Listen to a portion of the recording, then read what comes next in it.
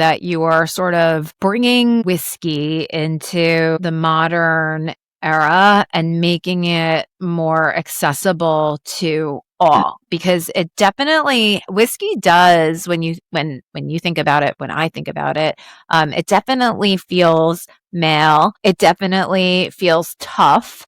And you don't necessarily, I mean, it's fine if you want to be tough, but you don't want to necessarily be like, give me a whiskey. Right? Yeah. So hi, everybody, and welcome back to the She Leads podcast.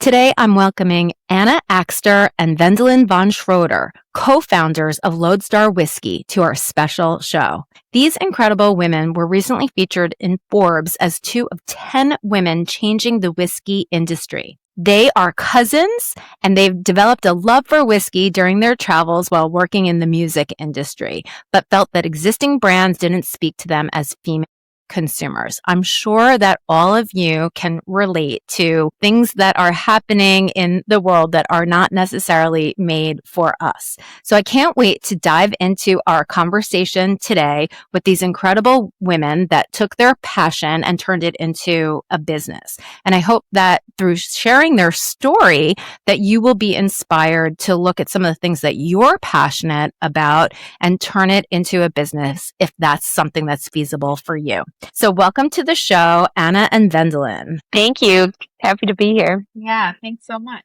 Great to meet you. Great to meet you too. So I read a little bit about your story, and I think it's super interesting. Even what you did before you started your business was super interesting. So maybe we can start at the beginning. You can tell me a little bit about your backgrounds, your cousins. You're obviously friends, and now you're co-founders.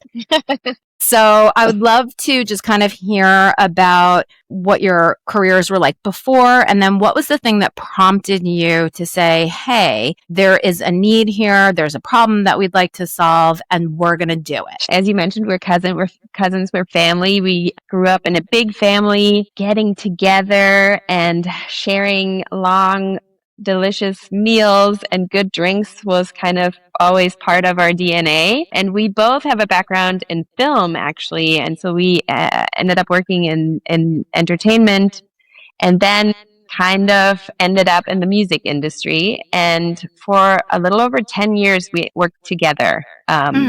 And built some businesses in that space, small businesses, a record label, artist management. That's kind of the space that we were moving in. And during that time, we just traveled a lot for work, all over the U.S., literally to pretty much every state. And also, I think I'm missing one. Also different places abroad. And whiskey was kind of the drink of choice in that music space. And we ended up, kind of developing a love for that product. And we became curious. We started developing our palates, tasting obscure whiskeys in weird places. And it kind of became a little bit of a hobby. Then we also noticed during that time that whenever we would walk up to a bar and order a whiskey drink, it would elicit a reaction. Sometimes that was positive, and sometimes it was negative, but it was always a reaction. And that was something that kind of stuck with us. It's like, what is going on here? And we also noticed that a lot of the brands in whiskey seem to be talking to people that look and are completely different than we are. Namely, a lot of them were still predominantly speaking to older white men. Mm-hmm. And that's kind of what sparked our interest, and where we felt like, is there a blank space here that nobody is really filling, and what's going on? And so that was the original kind of little spark that happened. But we were busy in our careers and not really thinking of doing anything like this until the pandemic hit. Until the pandemic. Man, the pandemic really shifted everything for everybody. We were working on just stopped overnight, and we were fortunate enough that we had the opportunity. We kind of looked at each other and we said, well, I mean, maybe a few drinks were involved as well. Like, maybe it's time to do something different and to follow this passion that we have and see see where we can go with it. Now, you worked together in the film and music industry before you started this. How did that even come about? Because that's something that is also, not usually the case, that cousins are sort of working together. And then you also mentioned that you started a couple of small businesses. So you had to have had some type of entrepreneurial spirit in there. So I'd sort of love to understand, like, why did you decide to both work in the same industry, work together, and then where did that entrepreneurial spirit kind of come from? At least for me, a lot of it was circumstantial / I kind of just said yes. Which I feel like a lot of good things happen when you just say yes. I was out here in Los Angeles, and I was, like I said, I was working in film and kind of ended up through different circumstances in music, and was just rolling up my sleeves to do this thing that kind of I found myself in, and started artist management for a couple of artists, and it just kind of I became very busy and things, and I wasn't enough. One person wasn't enough to kind of handle the workload. And this happened to be at the same time when Wendelin was moving from New York to Los Angeles. And she was working here in film, and we were just hanging out. And I was like, I need somebody to do this with me. If you would ever be interested, let me know. And she said yes. Oh, wow. The rest is history. But what it allowed for, as far as Lodestar, as far as the whiskey business goes, what I think was really a benefit in starting this together was that we had such a shorthand of working together already. Yeah. Because we had spent a decade working together in a different field, but we knew kind of what each other's strengths are, how we complement each other. And so it was definitely an easier jump to do this with somebody that you have a lot of working history with already. I think the thing too is just going back, it's like I think both of us, and I don't know where this comes from. I think probably is also partly how we were raised in our family, is that we were raised by strong women and had people around us that believed in us. And it's like, if you have a good work ethic and you believe in what you're doing and you roll up your sleeves and if you're not above anything, you're not precious with yourself. You just kind of are willing to do whatever, and you just take a shot and see what happens. And so that, I think, was something that was already in us, and then has just kind of like in our careers we kept being presented with opportunities to put that quote unquote skill to use. Yeah. Just going for it and not being afraid to be new at something and to not know how to do something, but to know that you can figure it out, and that you know how to ask for help, those kinds of things. Yeah, it seems like the both of you have such an incredible foundation, like everything from your upbringing, powerful women in your family, that knowing that whatever it is that you choose to set your sights on, that you're going to do everything that it takes to make it work, or at least learn what works. I think that is such an entrepreneurial characteristic, and it's incredible. And, it's so lucky when someone is sort of born with that. It almost feels like it's in your DNA, but it's certainly something that someone can cultivate as well. I definitely feel like I've cultivated it throughout my life and career. Right. For sure. And you're always sort of building on it. So this muscle is getting stronger and stronger. So you were both in an entirely different industry, and then going into the spirits industry, which is completely male dominated, right? So I think you got a little... Music wasn't much different. That's very true. That is very true. And you got a taste of, what the whiskey industry was like just by ordering the drinks. So how did you go about even formulating Lodestar Whiskey? Because that's pretty impressive. You don't just whip up whiskey, or maybe you do. I don't know.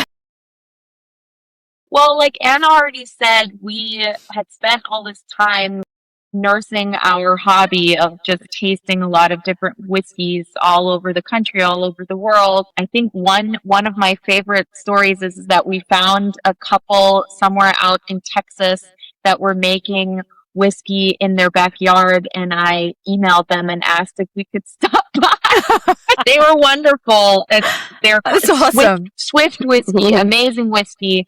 And just like a couple that were passionate and doing it essentially in their backyard. And so we over a couple of years really developed not only our palates, but kind of came up with our dream flavor profile. And we were just like, we tried this over here and like, oh, we really like this, but we don't like this. And we like the mouthfeel and the viscosity of this whiskey. And if we were to ever make a whiskey, we would want it to have, some spice, and built a flavor brief, not only based on what we liked and didn't like, but we also really thought about like, who is consuming this and who do we want to consume this? And we want to invite more women to try whiskey, like what's important to us in terms of the flavor profile.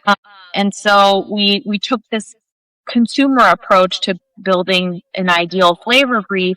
And then when we actually decided we were going to do this, we reached out to different people in our network and a lot of Google searching and reading, going to the library and reading books, and found some master blenders that we could talk to, and ended up partnering with somebody who really understood what we were going for and was really excited by it. And they actually also said that they'd never seen a flavor brief that was this detailed before. They were like, wow, we really like how you're thinking about the whole process, not only the flavor, but from once it hits your glass till it goes to your lips, and etc. So wow. So then we just started working at it, and there was some back and forth and trying different things. Eventually we decided that blending was going to be the best way to achieve what we were looking for. And that was kind of it. Yeah. And then we landed on 2 components and tried them in different ways, different percentages of each, and different ages and proof points, all of those things. And then finally, ended up with pretty much, exactly in the bottle what we had set out to do. So that was really fun. And in the meantime, we started with just knowing we had to learn so much. So we spent a couple of years just learning about whiskey making, like Wendelin was saying, visiting countless distilleries and meeting lots of people. And then we kind of caught the blending bug too, because it's so much fun and such a creative process. And that's what I find so fascinating about whiskey as a product. It's almost like it's alive, like every barrel is different, even if the exact same thing at the exact same time went in. Yeah. Everything, just every little detail has an impact on the flavor of what comes out of it. So yeah, it was a really fun kind of journey to figure out how to do this. And now we have it in the bottle, and we're proud of the product. And it was kind of amazing that we, I don't know. Like we said earlier, it was. We had no idea what to do, but we knew we had a goal of what we wanted to achieve, and we had to learn how to go from the idea to. And we had no idea what the in between would be, but we were kind of just figuring out how to navigate that journey as we went along. And if you just roll up your sleeves, you can figure anything out, really. I love that. There's so many lessons in everything that you're talking about. And to me, it seems that this growth mindset that you both have and the tenacity to keep going, because I'm sure that you experimented with things that were probably terrible. And there is so much that goes into it. And it's not just about, what is the whiskeys. There are so many different components to running a business. And especially, I don't know a lot, but I do know that getting any type of spirit onto the shelves is a whole entire business onto itself. So you could have the best product in the world, but if you don't get any distribution or placement, then, you're selling it out of your garage, I guess, or in your backyard in Texas.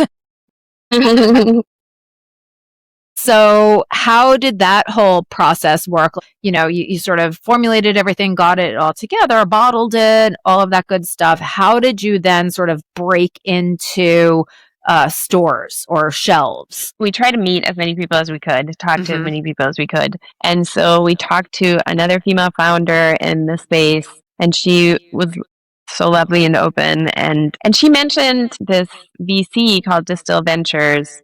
Yes. And so she was like, you should talk to them. And we had never heard of them, and literally looked it up online and sent in an application for one of their accelerator programs, and got invited to an interview and ended up pitching and ended up getting funding from them and being in that program for about a year. And this was pre-launch. This was pre us being in stores or anything. So that was really super helpful for us, especially since we were coming from such a different space and had really no history or much knowledge about the spirits industry. So that was not only helpful because it kind of financially got us off the ground, but it was also really helpful because we had a team of people who were well versed in the spirits industry to just advise us and help us. Yeah, but there's a lot of regulatory red tape in the spirits industry, helping navigate that and then helping us understand distribution channels. And we had an inkling, again, like we did a lot of research before. We knew that California was a good state to, not only is it our home state, but like it's a good state to start to launch a spirits brand in, just because of the way that the regulations of the 3-tier system work here. So we kind of knew that ahead of time, but still they helped us a lot with that. Before even that, I do want to say another thing that I think not only set us apart, but was really important for us to do, is to really make sure that all of our branding, our brand messaging, what we wanted to put out in the world was really clear, and that we had a story that we wanted to tell. Yeah. And so we worked a lot on that. And that was also a lot of our work in our previous careers was around building brands for artists and marketing and all those things. So it was in our wheelhouse, but we really wanted to make sure that was really buttoned up and clear. And I think that was ultimately also what got us in the door with the Sylvan. Not only the product was excellent, but we knew the story we wanted to tell, and we had a strong mission, and we knew who we wanted to reach, and had a very strong idea of how we would reach that consumer. Amazing. Then through Distill Ventures and their kind of support and advice, we just kind of were able to soft launch basically in LA and navigate distribution. And I mean, this is an ongoing process. We're still learning. We're still navigating it. We're still understanding it. This is not something that we figured out and now we're here and we figured it out. No, right. We're learning about the ins and outs of it still every day. And we're still so new. I mean, we just launched a little over a year ago. So and that's the other thing, is like we were very conscious about wanting to do a soft launch in one city in our hometown where we knew we could be really involved, boots on the ground. Yeah. And really learn and make sure that our messaging was connecting with the consumer, and make sure that we could be really hands-on in making any changes that needed to happen. And kind of like building the playbook so that once we've got that all in place, then we can say, okay, now we're ready for a bigger launch in more cities and other states, and then we can just basically pour fuel on the fire. Pour whiskey on that fire. That's amazing. Yeah. So, and how does that work when you expand to other cities? Is it partnering with a distributor so that you can get into these other states? Because otherwise I could imagine like trying to figure out the regulations from state to state. If it's all different, that is very complicated. Yeah, it is. I mean, ideally it is with a distributor. You could do it kind of in certain states, not in all states. You can do it without one, but yes, ideally with a distributor, you still have to be very involved and on the ground approach, even if you go to a different site. I think a lot from what we learned and the approach we decided to take is not to expand too quickly, so that we can really build in each market before, if we spread ourselves too thin, we've heard from many people that often does not work well in this particular industry. Yeah. And like most industry, but especially in the spirits industry, it's very, because we're so closely tied to hospitality too. It's a relationship. It's a people industry. Yeah. So it's really important to build really strong relationships and make sure that so on premise is restaurants, bars, off premise is a retailer like a liquor store or a grocery store that sells liquor. And so, these are your early adopters, your brand evangelists. And so you want to make sure that you're connecting with them and building a strong relationship so that it can kind of grow out from there. And that's just easier to do in a place where you live. Yeah, right. The physical, being in that physical location does make it a lot easier. Is Lodestar, of course, it's made by women with your palates in mind, but is Lodestar specifically targeted at the female consumer who's like whiskey curious? Can you talk a little bit about who your, I guess, ideal customer is? Yeah. So again, like you said earlier, we love men and we hope that men also drink our whiskey, and they do. But we specifically had women in mind when we created Lodestar and not necessarily from a flavor perspective, because we actually, as women, don't like that when people are like, oh, women only drink a certain kind of thing, or they like sweet things, or it's like, no, you like what you like. We're all humans. We all have different palates. There's things we like, there's things we don't like. So we just ultimately, from a flavor perspective, wanted to make something that was just really delicious and easy to drink. We wanted to invite more people into the whiskey category. So we want to approach people who maybe haven't had whiskey before just because it didn't interest them, or maybe they didn't drink whiskey because there's a real culture attached to it that didn't speak to them, namely women. Or some people are even intimidated by it.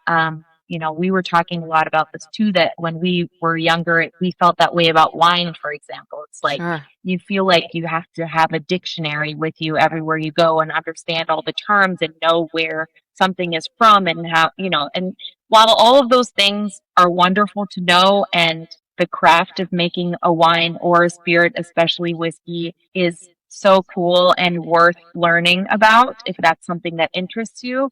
It can also just be good, and it's something that tastes good, and you drink it, and it's on your bar in a bottle that looks cool and pretty, and you reach for it and you share it with your friends, right? So we wanted to target people who either are or fit into one of those buckets where they haven't been spoken to before, or maybe felt intimidated by it, or they really like whiskey, but maybe it's not a brand out there that they feel speaks to them specifically. And we wanted to target people who enjoy community and gathering people around, whether that be at a table or in your backyard or wherever, and celebrate shared moments over a good glass of whiskey or a tasty whiskey cocktail.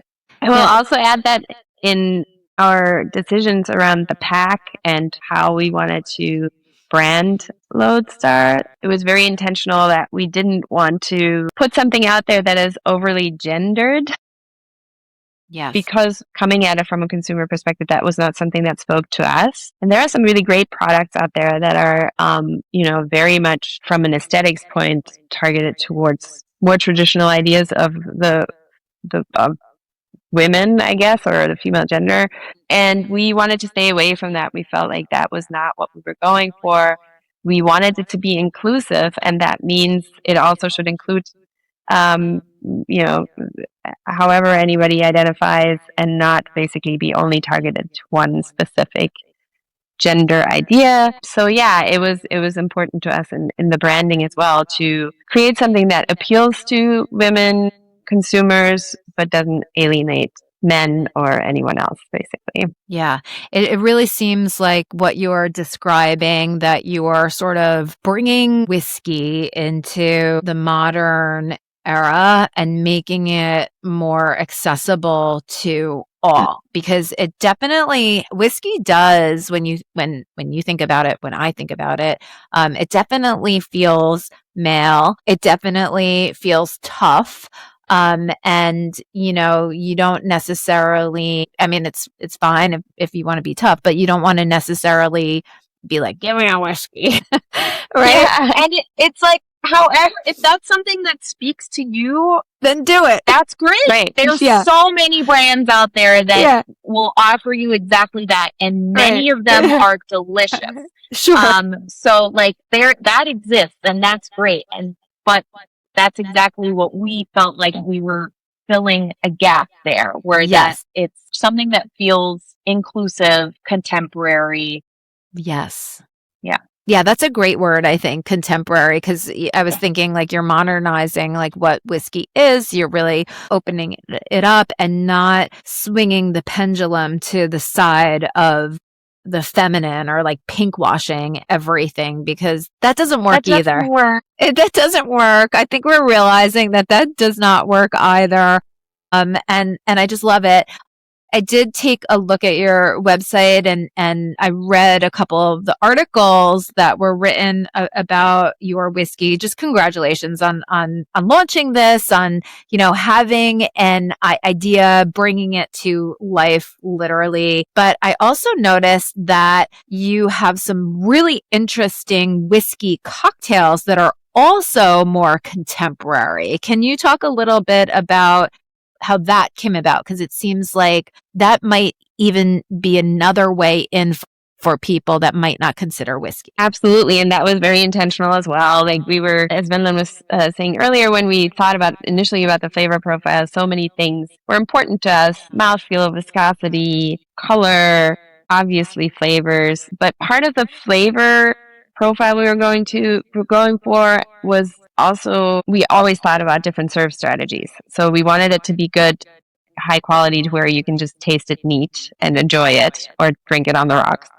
But it was very important to us too that it works in cocktails, because again, for a consumer who's maybe new to whiskey, is not familiar with it, that's kind of an easy way to start with whiskey or to enjoy it. We wanted Lodestar to be approachable, but have enough kind of what they call backbone to stand out in a cocktail, right? If it's too chill, then you won't really taste it.